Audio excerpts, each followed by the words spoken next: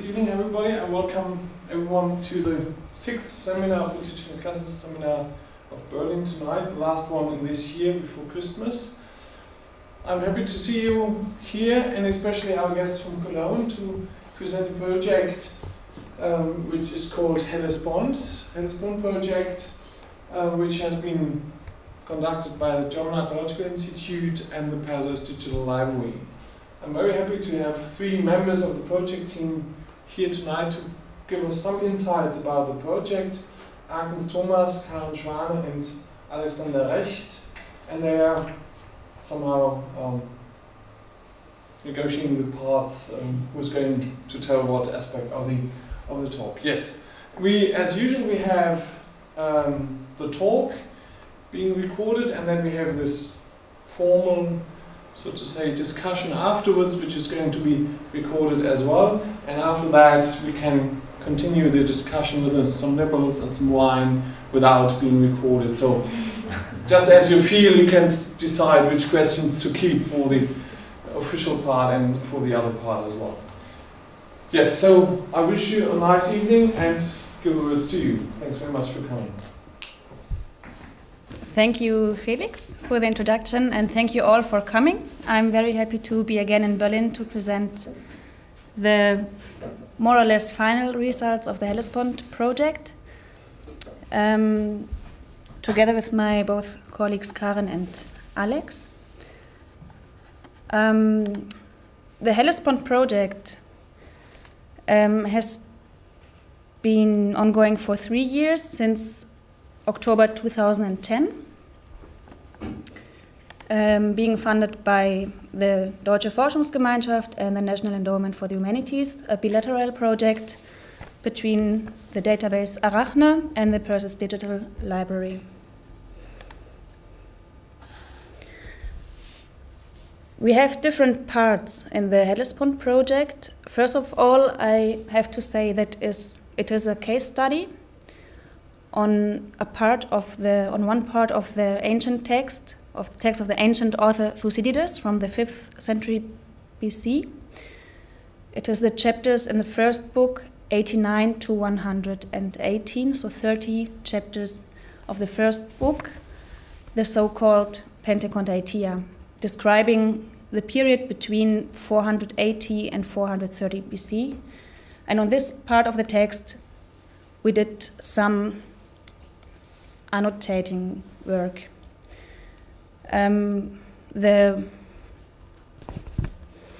This text-based part, this case study, is being visualized in an own interface, GapVis for Hellespont. We have also another interface, the Hellespont linked data interface, which will be the bigger part of today's talk. Anyway, for first introduction, I want to show you also some things out of GapVis. So what did we do? What kind of data do we have? I start from, can you see that? Yeah, I start from here. So on the text of the Pentekontaetia, we have some linguistic annotation, very fine-grained, on 2 levels, syntactical as well as textogrammatical, conducted by Francesco Mambrini, who is here today. We have also data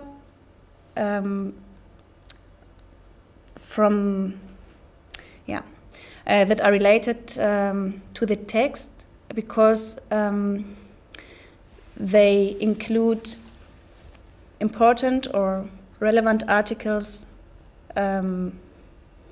for this part of the text. It's what is said here, like extracting secondary literature. It's done by Matteo Romanello as part of his PhD. This is based on the canonical citations of Thucydides, of this part of Thucydides, within the articles taken out from JSTOR. The next part we have is the named entity annotation.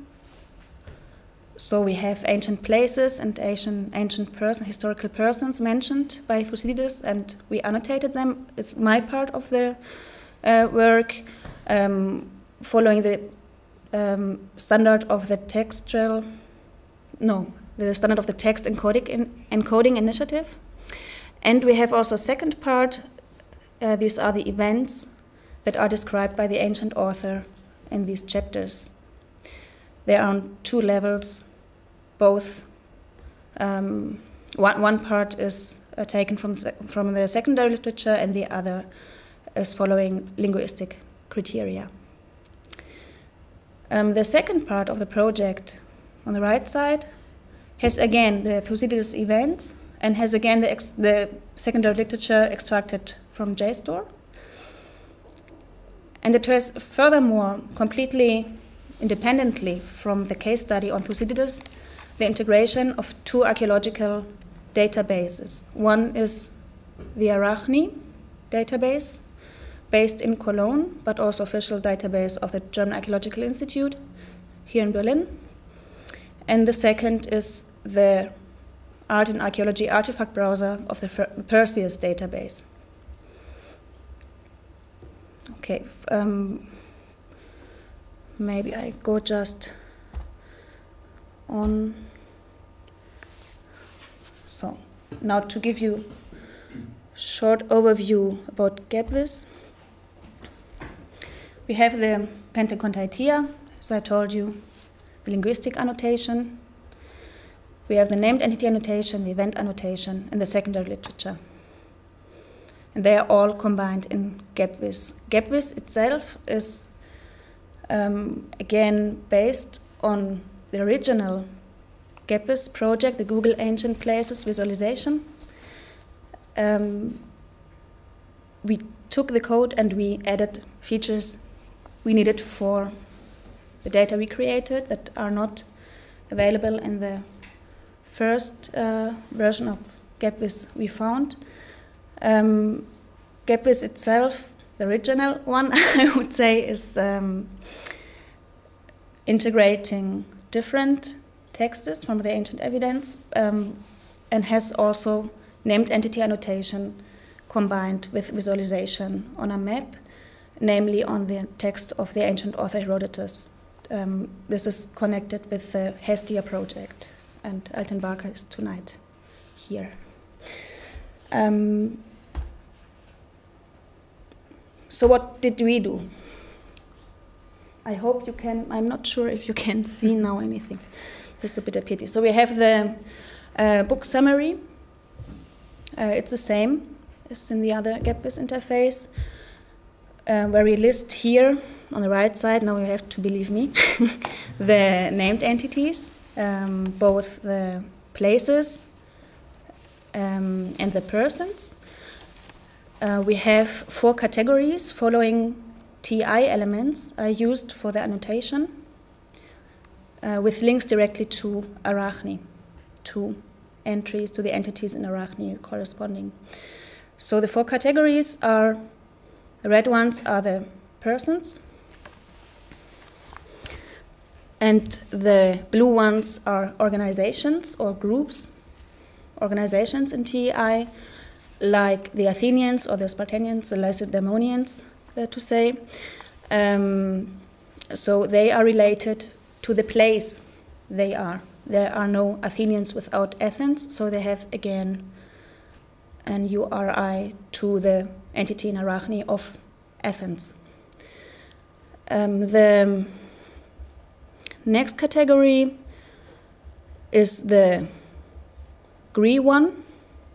It's men-built places like cities, topographies, maybe also buildings like city walls. So not natural places. The natural places are the 4th category. We have also in GAPVIS, like landscapes or rivers or mountains, and so on. With the next view, I can show you now the reading view, starting from the first chapter of the Pentekontaetia, 89, in the first book. And we have the highlighting on the left side within the text done in ancient Greek, with a translation available in English but without annotation. This is taken from Perseus, as well as the TEI files I worked out are taken from the Perseus TEI files. And then I developed some more. I brought some more information into them. So we have the highlighting of the named entities, and if you click on one you are interested in, then you will see on the right side the map and a short description of it, as well as the chapters where this entity is also cited. If you click, then, oh no, I didn't bring this. If you click then on this entity, you will have the entity detail view with more information still about the place, the link to the original entity in Arachne, but also other links like geonames, like also other lexica or databases in the internet, with pictures and related places that are cited in the same passage of the text. We have another feature still in the reading view, and this is integrating the secondary literature that is connected to the text. So with the application that Matteo developed, we have, for this chapter 104, we have 2 articles found in JSTOR automatically because they have the citation of Thucydides 1:104. So the article is cited here, first, the second here, and below you can see what other parts of the text, or maybe also other ancient authors, are cited in the same article. With the next view, still in the reading view, we have another feature, and these are the events I mentioned before. So you have still the highlighting of the named entities, but if you hover with the mouse on this event titles, you get this yellow part of the text that is corresponding with the event, both the events that I got out from the secondary literature, namely from the commentary of Hornblower from 1991 on Thucydides, as well as the linguistic events on the right side. If you click on one event, you then can have an event detail view. And for this, I have to say that the events are annotated not within the text in any XML file or something, but in a new database we created for this scope, the so-called ThucDB. It will be a topic, it will be mentioned later or explained later again, because we mapped the whole ThucDB already following the CIDOC Conceptual Reference Model. And the data are shown both in GapVis and in the linked data interface. So this is what comes out of the ThucDB for GapVis. You have the title of the event. You can go to the text passage if you want, again to the reading view. You have an information about the chronology that is given by Hornblower himself. It's important to say that all manual annotation is done really following what the author, the modern author, says, because we want to have this contrast between modern research and the linguistic criteria, or maybe also other publications from modern research. So what different authors say on what different authors say on the text of Thucydides, what they think is important to mention out of the events that Thucydides mentions, because he has much more than each modern author then brings back to his list of the content. Other information provided by the ThucDB and then in GapVis are the participants, so the actors involved in the event, again connected with the entities we had before, like the Athenians or some alliances or also persons, and the place of the event, in this case the siege of Sestos, it's says DOS itself. And we can also express if this event is part of another one, or if it's motivated by another one, or so. On the right side, we have a timeline that is based on the chronology of Hornblower, in contrast to another publication of Dean, in this case, and you can see, if you then use it, no, it's maybe difficult, that the blue color, the events with blue color are of Hornblower, and the events with green color are Dean, and you see events with the same or similar titles with different chronology. So you can also compare what research got out of the ancient evidence. So this is what I wanted to say about GapVis. It will be discussed again at the end of this talk by my colleague Karen, because it is also connected and linked with the linked data interface of Hellespont, which is the main part of this talk today. I see now I forgot one view of the linguistic data I mentioned before. We have really good analysis, linguistic analysis of the text on both levels, as I mentioned before, like the syntactical and the tectogrammatical, and this is sentence-wise, because you have a tree for each sentence, and you can't, of course, we couldn't visualize a whole chapter or something within one single window. So this is sentence-wise, and you can go from sentence to sentence with this button, or to the next chapter, to the first sentence of the next chapter. Here you can zoom in, and you can also fix some nodes you are interested in and compare them to the sentence on the left side. The trees are also, and this is also very interesting, related to the events. So the text passage of the events are also provide also a link back to the trees and the other way around. And all this linking I mentioned between the different data of GapVis is possible because we used for each sentence or also word on different levels, from chapter to sentence, no, from chapter to paragraph to sentence to word. We used own IDs if needed, namely CTS URNs. This is behind all this, so it can be connected, everything together.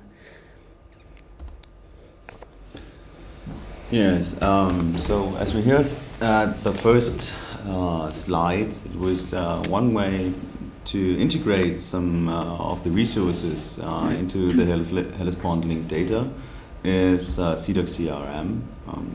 The most of you have heard about CIDOC CRM or still works or have worked with CIDOC CRM on Science Project. But I think a quick remind about what is CIDOC CRM should be okay for this presentation. So the CIDOC Conceptual Reference Model provides definitions and a formal structure for describing the implicit and explicit concepts and relationship used in cultural heritage. So we got a formal object-oriented modeling terminology would be used, and then a short expression here. This example is also from the CIDOC CRM homepage. What we see is the graphical presentation of the information about the self-portrait of Vincent van Gogh in CIDOC CRM.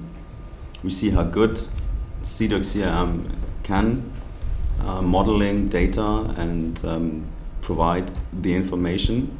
And as you can see here on the left side, I was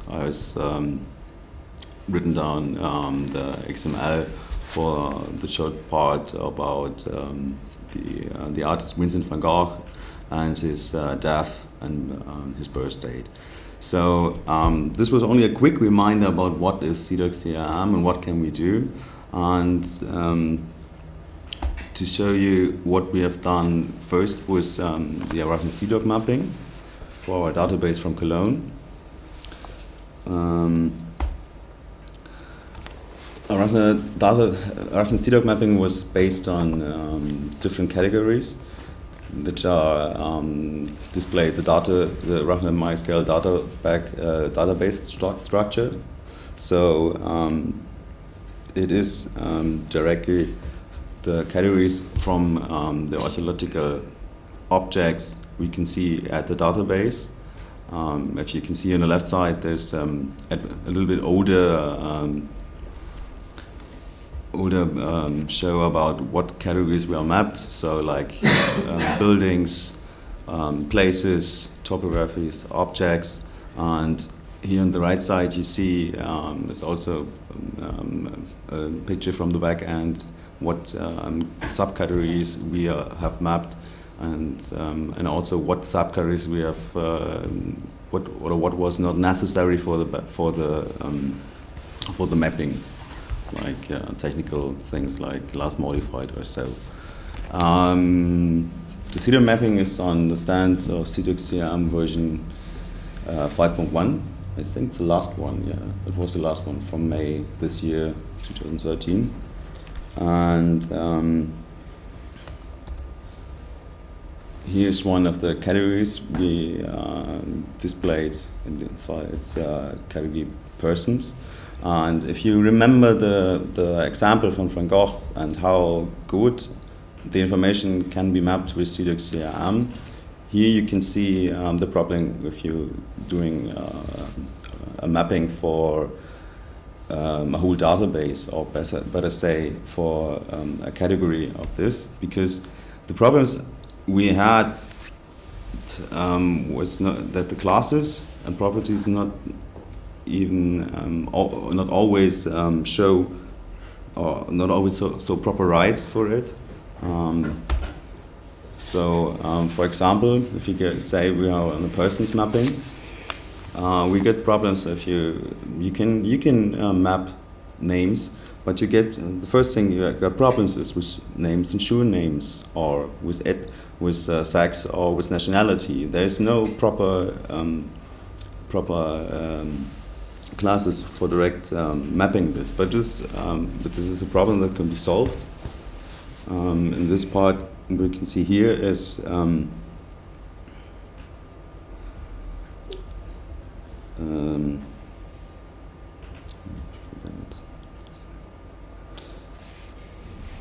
what we can see here is, for example, what we can do with E55 type.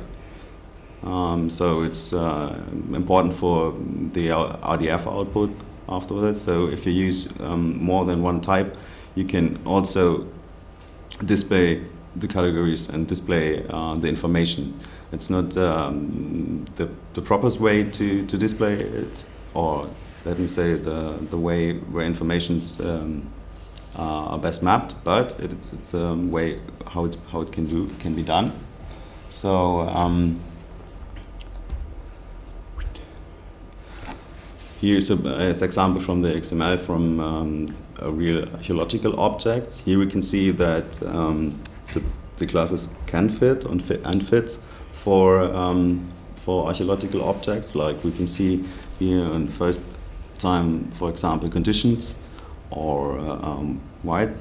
But if we can see here, the next step is to a further condition statue. We always have to use primitive values again to display the data.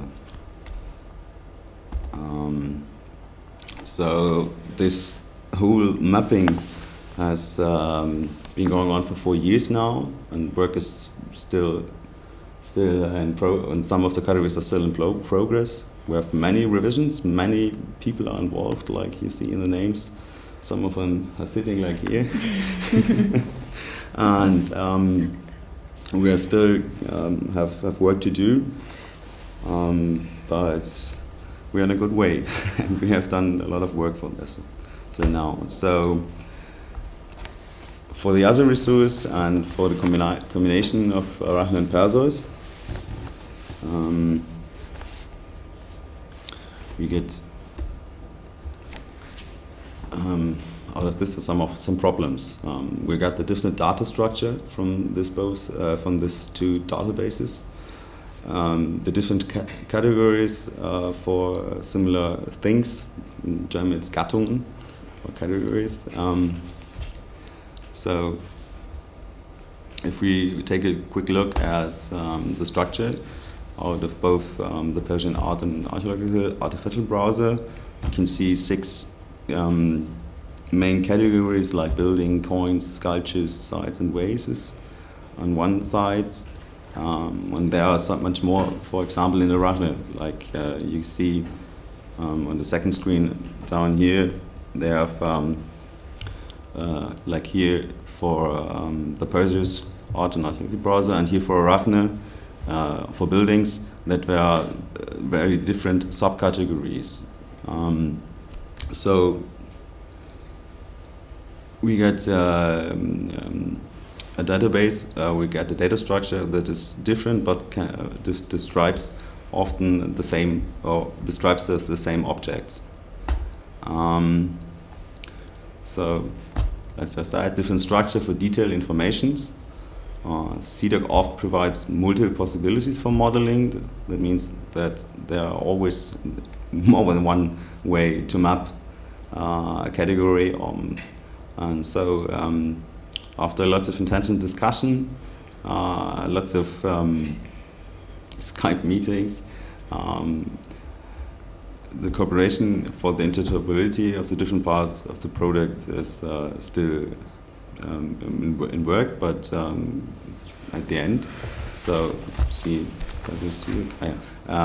we have people from Perseus, like the names before, not so much, but like enough people. So, for example, here we see some indirect thing. No, very good. But you can go a little bit further. We see the same object in a different database structure for here. We see the Parthenon in Athens. So we can see name, a type, a class, a date, and also region is still in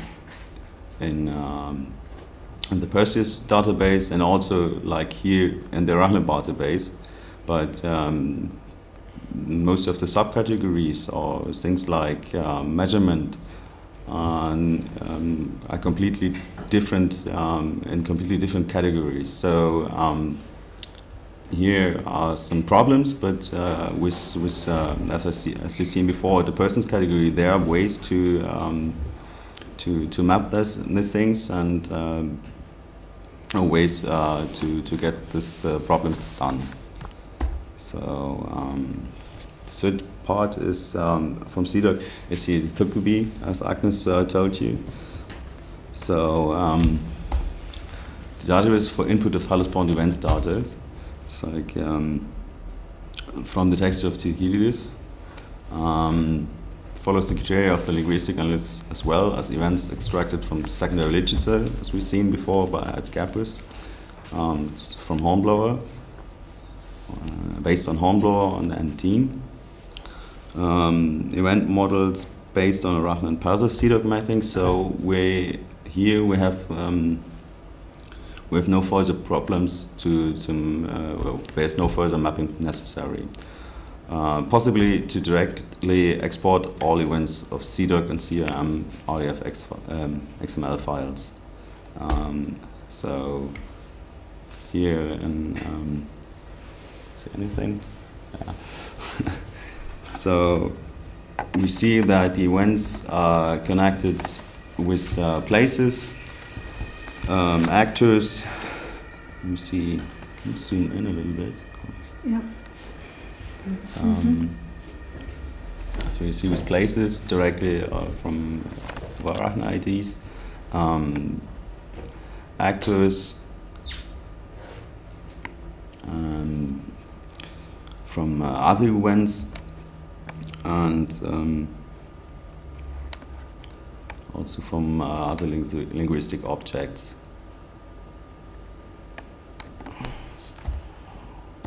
What was the second field? Okay. this was a direct TV you can see on the Hellespont page. So you see once again the siege of Sestos, who you can directly export the CIDOC by XML out of the database. And here, if you see once again the siege of Sestos, this is RF output. So our outputs for the Hellespont linked database are archaeological objects like topography, buildings, objects, persons, and groups from the Arachne database. From Perseus, art and archaeological artifacts, buildings, coins, gems, sculptures, building sites, and vases. Then dates from the events, dates from the TUCTB, and the last one, the secondary literature in a ORC, open annotation calibration, as you can see here. So technical background is for you. Yeah. I'm going to talk now a little bit about the technical background of this linked data interface. And yeah, what's most important here is that we can say that behind everything we have a so-called TDB triple store, which contains all of our CIDOC CRM XML files. We already heard we have CIDOC from the ThuCDB, from Perseus, and from Arachne. And all of these three interfaces are imported into our triple store. The triple store then again is indexed with an Elasticsearch instance. And then we have a Java backend, which is not only responsible for the linked data interface, but also for gapvis, which we saw in the beginning. And this backend then communicates with the Elasticsearch instance. It doesn't directly communicate with the triple store because of performance reasons. And what it can do is it retrieves search results, and it also makes faceting possible. And then what the user actually sees when he uses this linked data interface in his browser is a Backbone.js-based front end. The code of this front end was partly based on the code of Arachne 4, which is a new Arachne version that's being developed right now.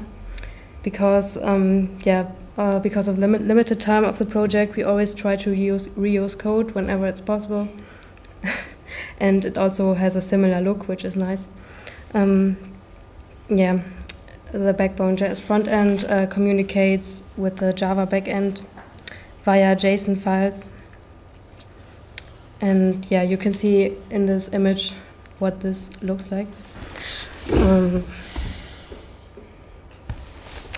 Before we even started the coding of the linked data interface, we first had to think about the concepts we wanted to see in it. And as we already said, we wanted to be able to search and also to facet search results in this linked data interface. So we thought about the data that we have, and we thought about similarities in this data. And from this, we kind of made the concept of a so-called Hellespont entity. And we say that a Hellespont entity has a URI because we can be sure that every entity that we have does have a URI. It also has a short description, and very many of these have a region and a period.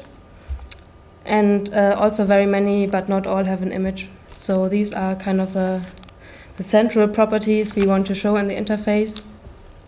And then in this data modeling, we can say that there are sub-categories like person entity, site entity, event entity, the secondary literature. We have the building entity, and then the Gruppierung entity, and the object entity. And object entity, again, is subdivided into the coin, gem, and sculpture and vase that we already saw in Perseus.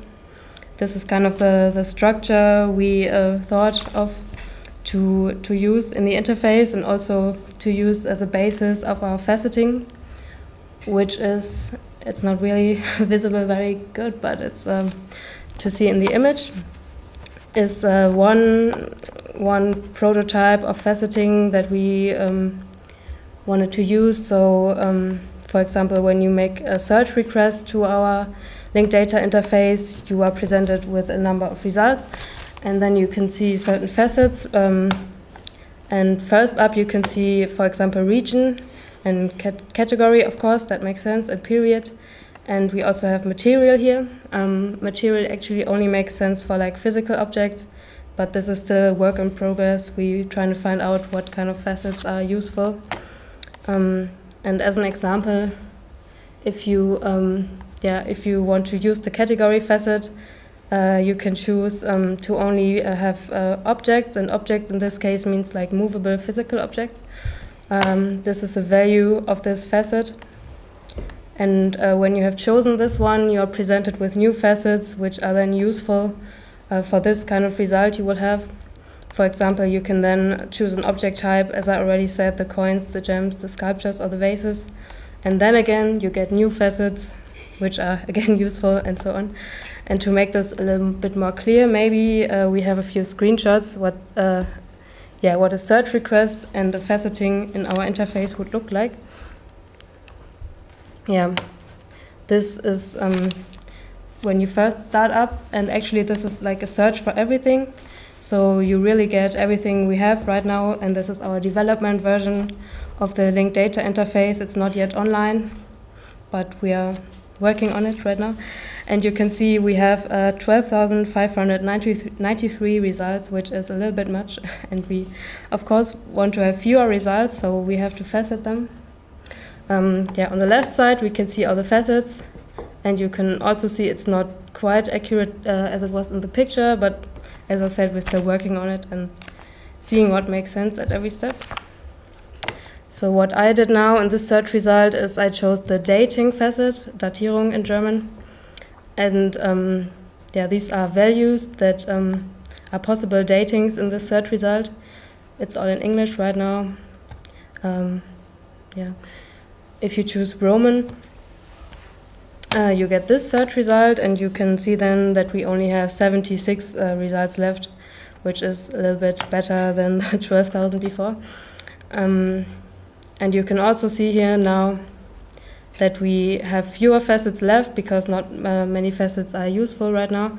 And you can also see that we only have site entities in this particular case.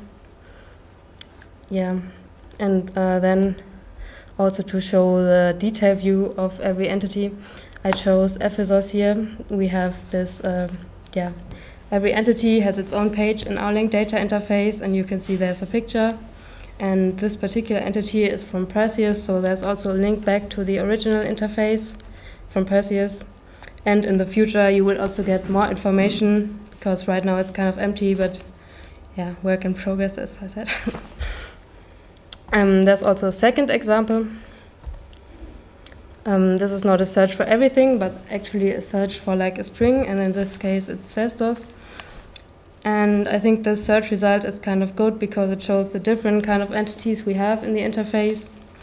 Like first up we see the topography from Arachne, JSTORs, and then we get a few events from the ThucDB. We get the siege of JSTORs that we already saw before. And also we get a few linguistic events here. And the reason we get these is either that they have JSTORs in the title, as here, or that JSTORs is like a place that's connected to this event. And yeah, last we have an object from Arachne, which also has JSTORs in its title. So yeah, we can see why we got this. And then we have facets that are useful for this search result. Like for example, the category facet. And now we can choose to only get events. So yeah, we have fewer results. And we can look at the singular view of the siege of JSTORs. And here we get two links now because it's an event. We get a link back to the ThucDB, and we also get a link into our GapVis interface. Yeah.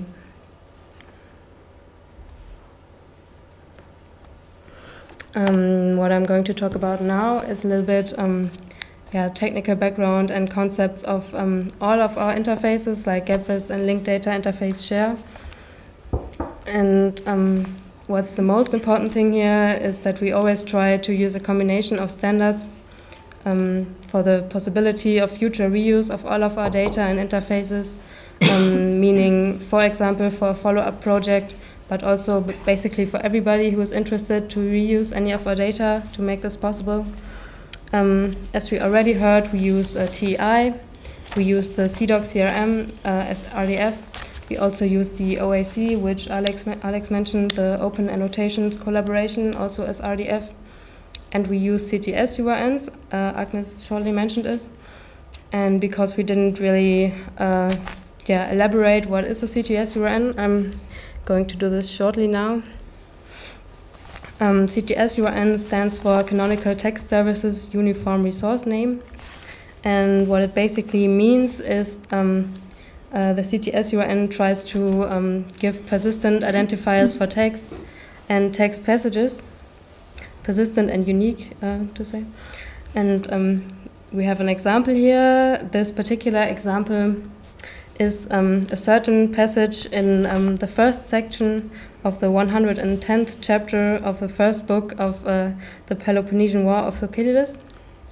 And as you can see, we have in the CTS URN, we have different parts which are separated by a colon.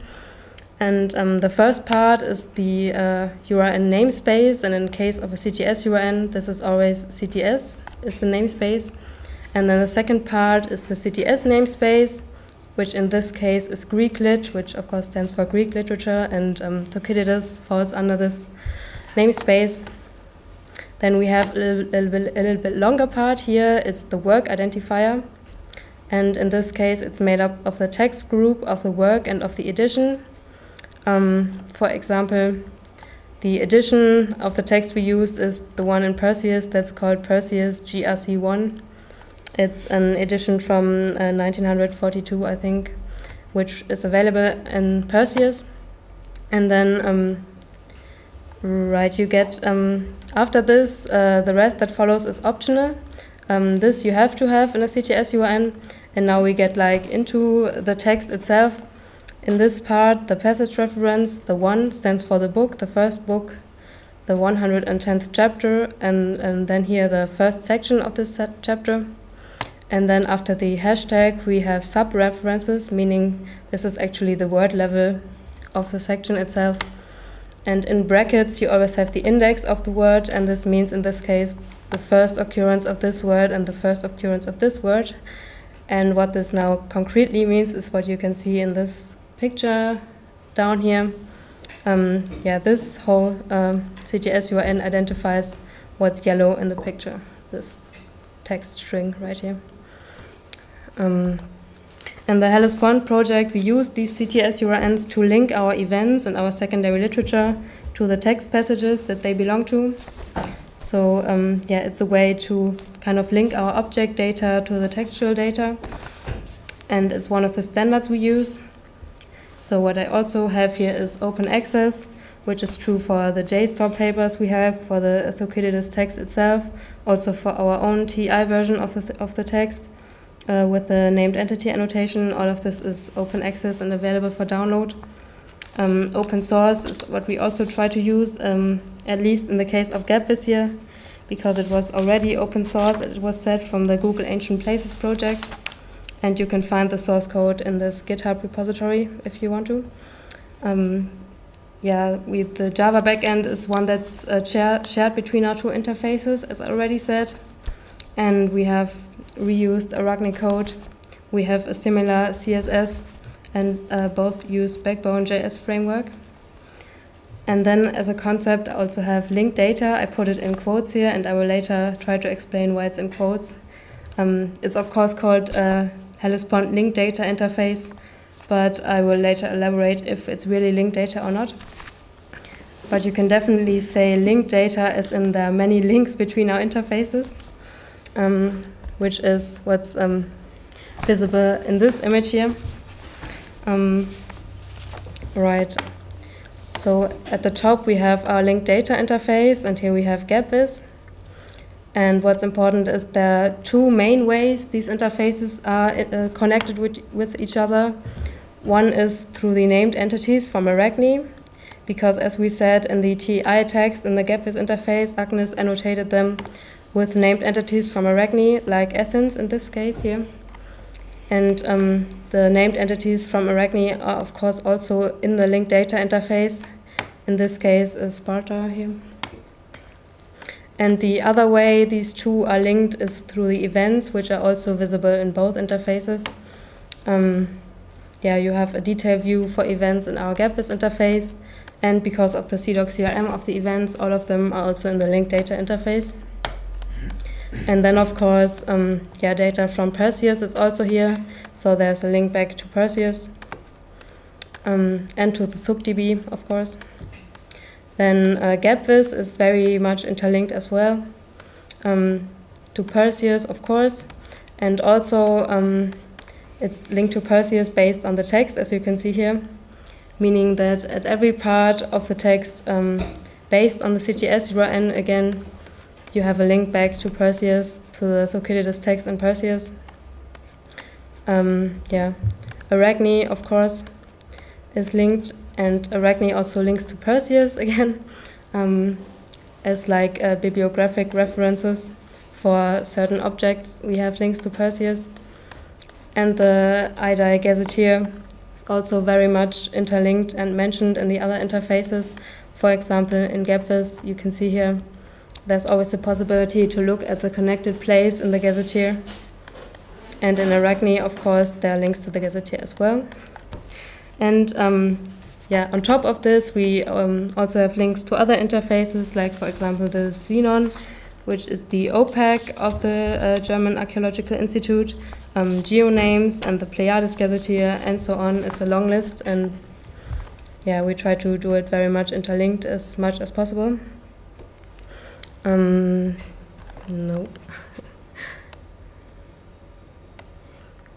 Yeah, the last part of our talk now is kind of about future perspectives, and as I mentioned again about this question of linked data or not. And yeah, does the Hellespont project have linked data? We do have certain things, as we have listed here. We have this triple store filled with RDF data that is very much interlinked. We have the possibility of browsing this RDF data via PuBi. This is a screenshot of PuBi, which we have on our server. And what PuBi essentially is a linked data front end for Sparkle endpoints. And those of you who know the DBpedia might find this familiar because it also looks like this. And yeah, you can browse through the contents of the triple store via PuBi. You can click on these links and then you get a similar page for these entities. And you can also export everything in different formats down here. What we also have is the Sparkle endpoint, as you can see here. That is based on top of the triple store. You can formulate these kind of Sparkle queries.